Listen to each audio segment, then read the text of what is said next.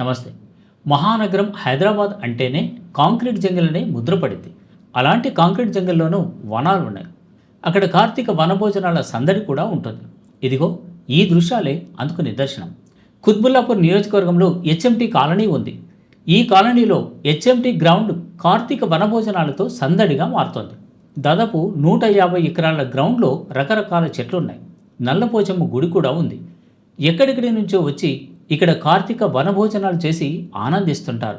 కార్తీక మాసం హరిహరులకు ఎంతో ప్రీతిపాత్రమైన మాసం. ఈ పవిత్ర మాసంలో వనభోజనాలు చేయడం ఆనవాయితీ. వనభోజనాల్లో కొత్త కొత్త రుచులు ఆస్వాదించే అవకాశం ఉంటుంది. రకరకాల కార్యక్రమాలతో ఎంతో సందడిగాను సరదాగాను సాగిపోతుంది. ఒకవైపు పెద్దల ఉపన్యాసాలు, మరోవైపు పిల్లల ఆటపాటలు, ఇంకోవైపు భోజనాలు. మొత్తంగా సందడే సందడి. రోజు బిజీగా గడిపే పెద్దలు, స్కూల్లో పుస్తకాలతో కుస్తీ పట్టే పిల్లలు మైమరిచి గడిపేస్తుంటారు. కొత్త కొత్త పరిచయాలు ఏర్పడతాయి. పిల్లలు కొత్త ఆటలు నేర్చుకుంటారు. అన్నిటికంటే ముఖ్యంగా వనభోజనాల ప్రాముఖ్యతను అర్థం చేసుకుంటారు. పచ్చని ప్రకృతిలో రోజంతా సేద తీరుతారు. పుస్తకాల్లో కనిపించే చెట్ల పేర్లను ప్రత్యక్షంగా తెలుసుకోగలుగుతారు. కార్తీక వనభోజనాల ఉద్దేశం కూడా ఇదే.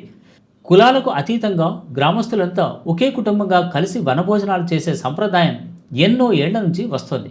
కాకపోతే ఒకటే బాధ, కులాలకు అతీతం అనేది పక్కకు పోయింది.